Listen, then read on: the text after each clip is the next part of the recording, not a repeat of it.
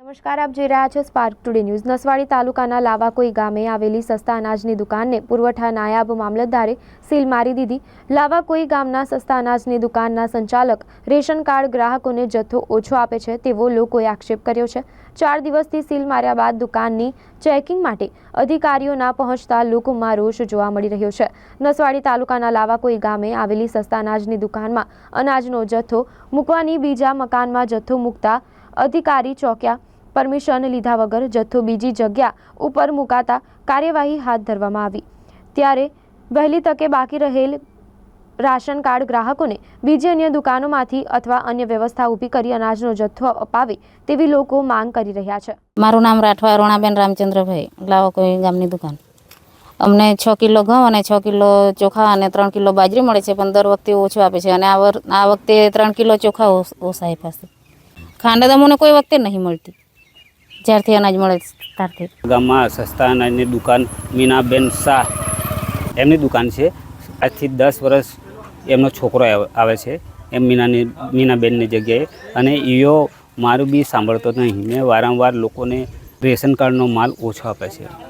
મેં ફરિયાદ કરતાં લોકો મને ફરિયાદ કરતાં મેં એને કીધું કે લોકોને પૂરો જથ્થો આપતો નથી એમ। તો મને શું કીધું કે જ્યાં તારે થાય તે કરી લે, સાહેબને તો 50,000નું બંડલ જ આપવાનું છે ને, મારે વજન જ મૂકવાનો છે એવી વાત કરી છે। અને જતો જતો એમ પણ કહી જો તને જોઈ લઈશ એટલે મારે એવું કહેવું છે કે આ જોઈ લેવાનો અર્થ શું છે આજે એ મને કંઈ સમજણ પડતી નહીં। મને જોઈ લઈશ એટલે મારી નાખવાની ધમકી એવું લાગે છે।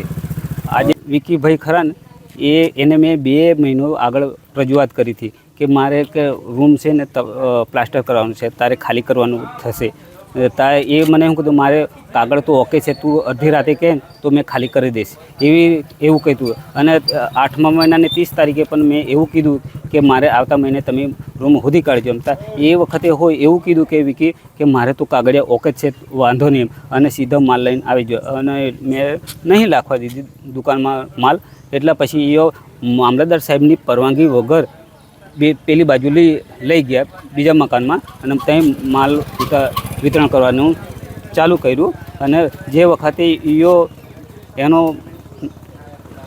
નોકર બાજરી લઈને ગયો એટલે એ બાજરી મેં પકડી।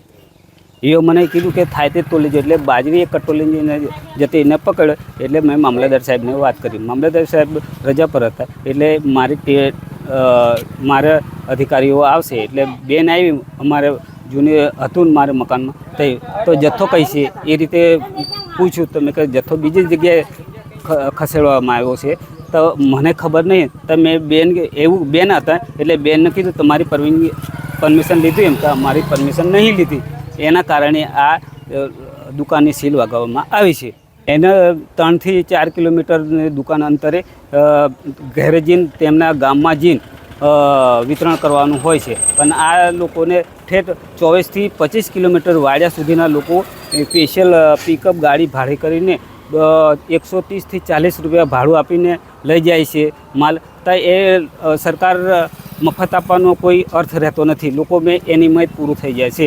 એ વાડિયા ગામના લોકો બી અમને કીધું કે સરપંચ તમે કંઈક કરો, અને અમને સીધું પાડ્યું, વારંવાર કહેવા છતાં પણ આ છૂટું પડવા દેતા નથી। લોકો હવે મને સરપંચ છે એટલે મને જ કીધું કે અમને 2-3 કિલો ઓછું